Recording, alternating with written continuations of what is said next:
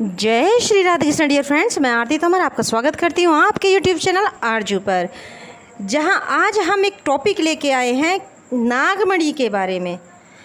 ज़्यादातर सीरियल वगैरह में हम देखते हैं कि नागमणि, सांप के ऊपर एक नागमणि होती है। क्या वह सही है या ये कोई वैसे ही मनगढ़ंत कोई काल्पनिक बातें हैं? तो इसके पीछे छिपे रहस्य से पर्दा हटाने की कोशिश करते हैं। जो नागमणि है, हमारे ग्रंथों में भी इस नागमणि का व्याख्या की गई है। वराहमिहिर द्वारा रचित बृहत संहिता के मुताबिक नागमणि कोई काल्पनिक चीज़ नहीं है, यह धरती पर मौजूद है। इसमें यह भी व्याख्या की गई है कि जो नागमणि एक विशेष प्रकार के नागों के सिर पर स्थित होती है और यह विशेष प्रकार के नाग कहीं कहीं पाए जाते हैं, लेकिन अब ये जो कि अब ये ना के बराबर ही पाए जाते हैं। जिन सांपों के सिर पर मणि होती थी उन सांपों को मणिधारी सांप भी कहा जाता था और मणि को सर्प मणि कहा जाता था।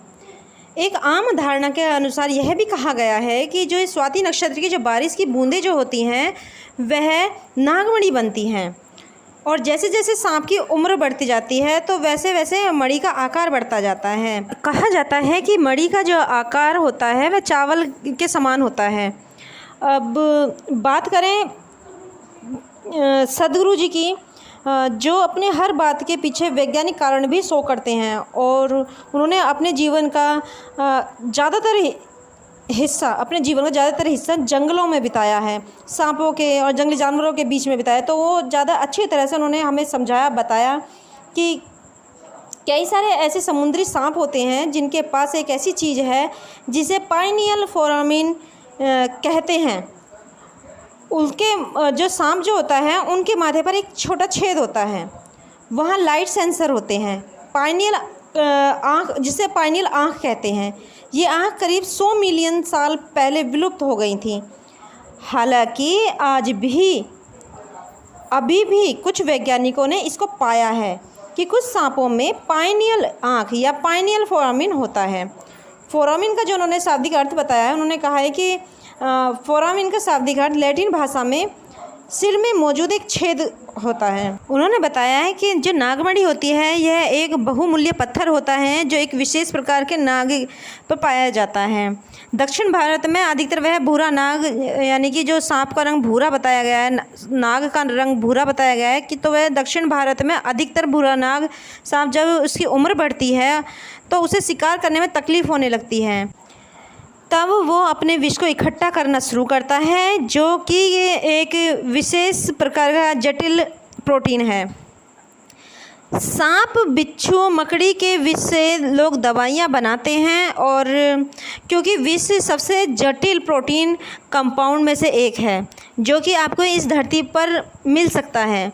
सांप विष को इकट्ठा करता है और इसे क्रिस्टलाइज करने लगता है और इसे अपने माथे पर इकट्ठा करने लगता है, जो कि तारों की रोशनी में ये चमकता है और हरे नीले रंग की आभा पैदा करने लगता है।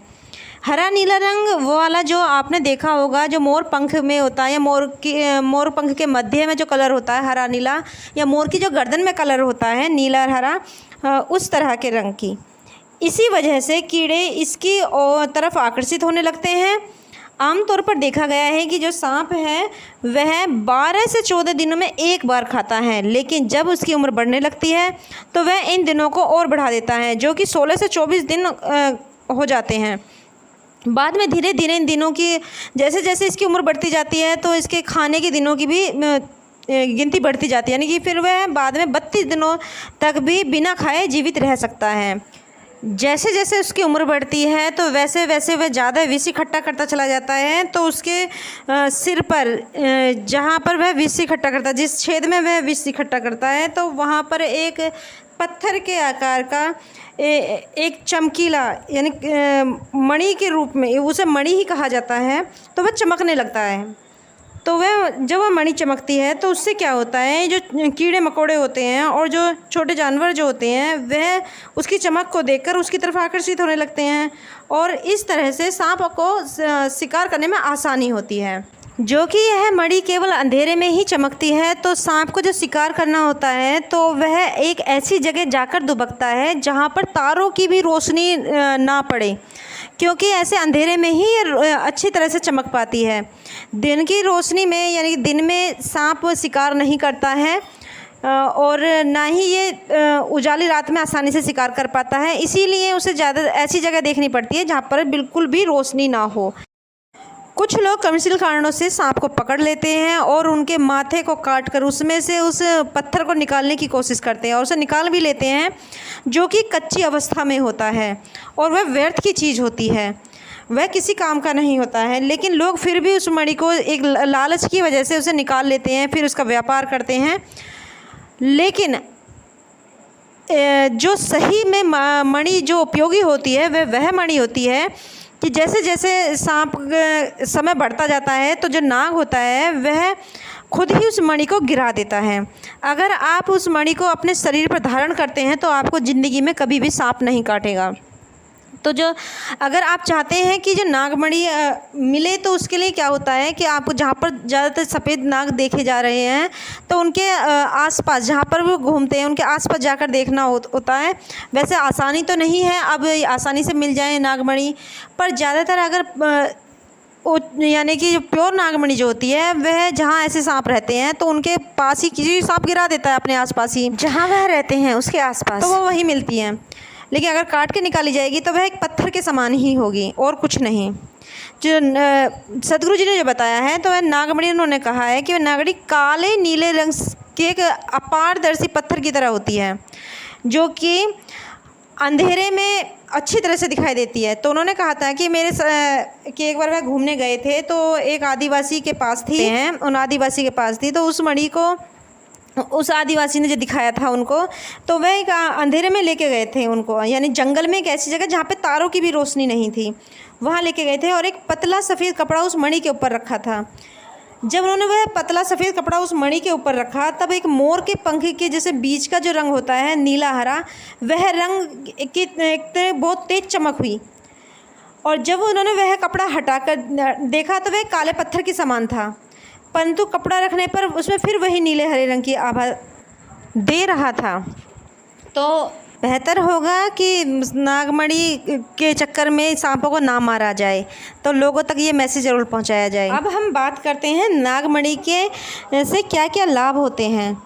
तो जो मणियों के बारे में जो हमारे शास्त्रों में जो लिखा है उसमें बताया है कि अगर नागमणि सच्ची होती है तो यदि अगर आप मणि को पानी में डालते हैं तो वह पानी में जाने के बाद में सांस लेने के लिए फिर ऊपर आती है, फिर जब वह सांस लेती है तो फिर वह वापस पानी में नीचे डूब जाती है, धीरे वो ऊपर उठती है, फिर कई बार नीचे जाती है, इस तरह से करती है। दूसरा, नागमणि में एक अलग तरह की चमक होती है, आसपास तेज़ रोशनी फैलाती है वह, और अंधेरे में बहुत तेज़ चमकती है और नीले और हरे रंग की आभा देती है। ये नागमणि रोगों से मुक्त करती है और यह मोर के गले के रंग की तरह होती है, नीली व हरी। शत्रुओं पर यह विजय दिलाती है और सांप कभी ज़िंदगी में नहीं काट सकता जिसने नागमणि धारण कर ली है। अगर इसे हिबिस्कस यानी गुड़हल की कलियों के बीच में रखा जाए तो फूल खिल जाता है। कुछ जो वैज्ञानिक हैं उन्होंने इसको नकारा भी है कि नागमणि नहीं है, लेकिन कुछों ने इसके पक्ष में भी कहा है। मैं उम्मीद करती हूँ आपको मेरी ये वीडियो ज़रूर पसंद आई होगी। अगर आपको मेरी वीडियो पसंद आई है तो चैनल को सब्सक्राइब करना ना भूलें और प्लीज़ वीडियो को शेयर करना ना भूलें। आप हमेशा स्वस्थ रहें, अपना ख्याल रखें, अपनों का ख्याल रखें। जय श्री राधे कृष्ण डियर फ्रेंड्स।